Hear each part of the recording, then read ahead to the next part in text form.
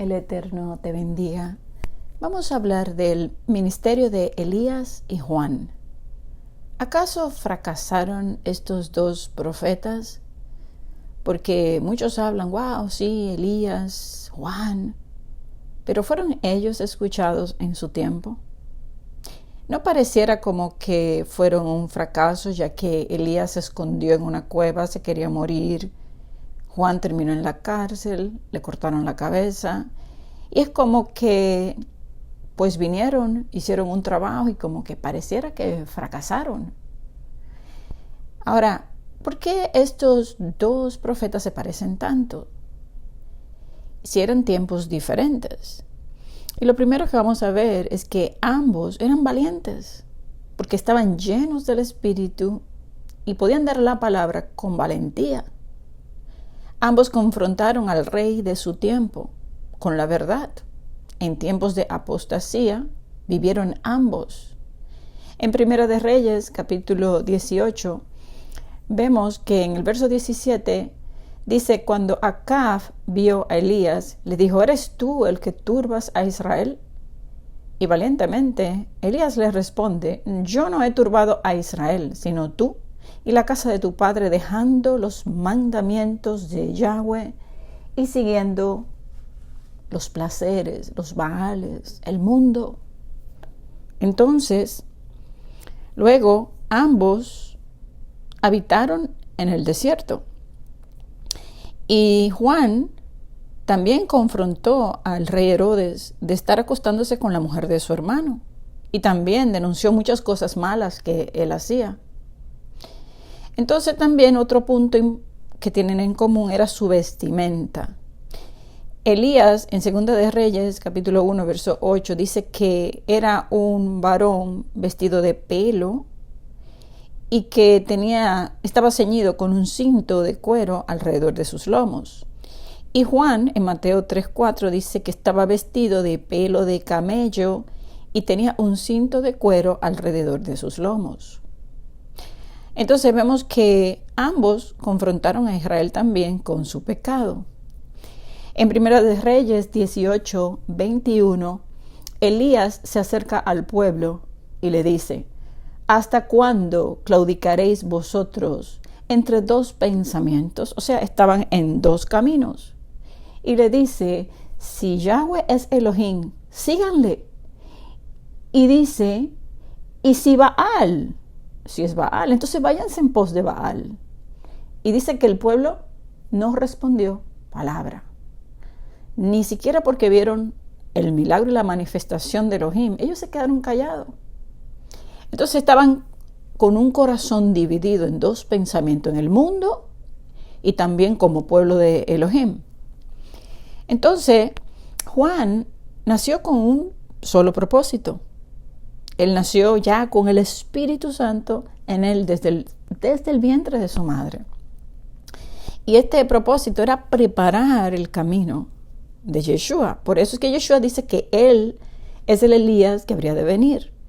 Pero es en cuanto al ministerio de Elías, lleno del Espíritu Santo, con ese poder para preparar el camino antes de que Yeshua pues apareciera. Y por eso cuando aparece Yeshua, entonces ahí él lo ponen luego en la cárcel. Hasta que muere, le cortan la cabeza. Entonces pareciera como, ¿y qué pasó? Un hombre lleno del Espíritu Santo, un hombre que estaba ahí dedicado, confrontando, y de repente pues es cortado. Entonces vemos también que a este Juan pocos lo escuchaban porque él era esa voz que clamaba en el desierto, que cuando le preguntaron le dio la profecía. Esta voz, yo no soy nadie, es la voz que clama en el desierto. Entonces Elías, cuando estaba corriendo de Jezabel, él pidió morir en la cueva. Y a Juan, después de un año preso y solitario, le cortaron la cabeza también por el deseo de una mujer que lo odiaba. A Elías lo perseguía y lo odiaba a Jezabel y buscaba arrancarle la cabeza también. Hoy Jezabel también persigue a todo aquel que lleva la verdad. Esa Jezabel es esa religión apóstata de hoy que persigue a los siervos de Elohim. Entonces, Ahora, el Eterno, el Abba, nos habla en el desierto. Ahí es donde Él nos lleva. En Oseas 2:14 dice, pero he aquí, yo la atraeré al desierto y allí hablaré a su corazón. Nosotros desde el desierto llevamos un mensaje en el espíritu a un pueblo que está entre dos pensamientos. También tenemos la valentía para confrontar a cualquier líder, porque el espíritu echa fuera todo temor. Entonces aquel que está en el espíritu va a confrontar y va a hablar, pero sigue siendo un ministerio que pareciese que no tiene frutos. Por eso Yeshua le dijo a los discípulos que cuando vino Juan era una luz, pero que hicieron con él como quisieron. Era acusado, no fue escuchado, a pesar de que él hablaba y preparaba el camino. Y eso indica que cada uno de nosotros tenemos que hacer nuestro trabajo, independientemente si escuchan o no. Vamos a ver en Lucas capítulo 3, en el verso 3, dice de Juan, y él fue por toda la región contigua al Jordán, predicando el bautismo del arrepentimiento para perdón de pecados, como está escrito en el libro del profeta Isaías. Voz del que clama en el desierto, preparad el camino de Adonai, enderezad sus sendas. Entonces, exactamente eso es lo que estamos haciendo nosotros, preparando este camino, porque Yeshua está a las puertas. Y no todo el mundo lo cree. ¿Por qué? Porque su pueblo está claudicando entre dos pensamientos. Y luego le dice que, en el verso 9, que el hacha está puesta a la raíz de los árboles y que todo árbol que no da buen fruto se cortará y echado en el fuego. Y le dice que den frutos dignos de arrepentimiento. Luego también, si vamos al verso 17, dice, su aventador está en su mano y limpiará su era y recogerá el trigo en su granero y quemará la paja en fuego que nunca se apagará. Y con estas y otras muchas exhortaciones anunciaba las buenas nuevas al pueblo. Entonces aquí vemos donde el verso 19, entonces Herodes el tetrarca, siendo reprendido por Juan. Mire que Juan era valiente para reprender a Herodes.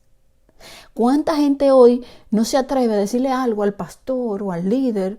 No se atreven. Sin embargo, mire el Espíritu Santo como trabajaba en Juan para él coger y decirle a Herodes, mira, esto que estás haciendo está mal. Dice que los reprendió por causa de la mujer de Felipe, su hermano, y de todas las maldades que Herodes había hecho.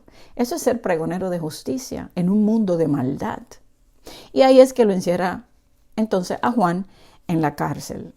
Entonces Juan es esa voz que habría de venir, pero hoy nosotros somos esas voces en el desierto. Si nos vamos a Isaías capítulo 40, hay una palabra de que consuelen al pueblo y que le hablen al corazón de que el tiempo está ya cumplido.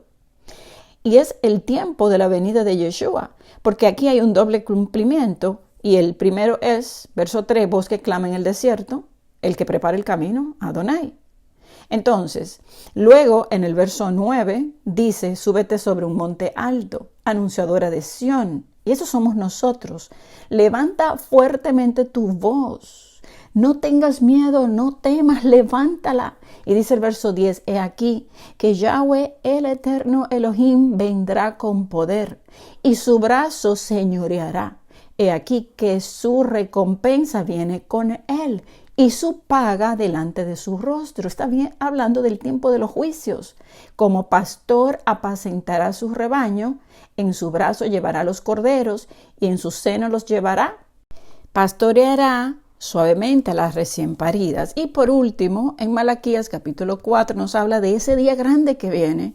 Y en el verso 5 dice, he aquí, yo les envío el profeta Elías antes que venga el día de Elohim grande y terrible. Y eso somos nosotros que tenemos este mensaje de la restauración de su pueblo, preparando el camino desde el desierto antes que venga este día ardiente como un horno, que lo dice aquí en el verso 1 del capítulo 4 de Malaquías.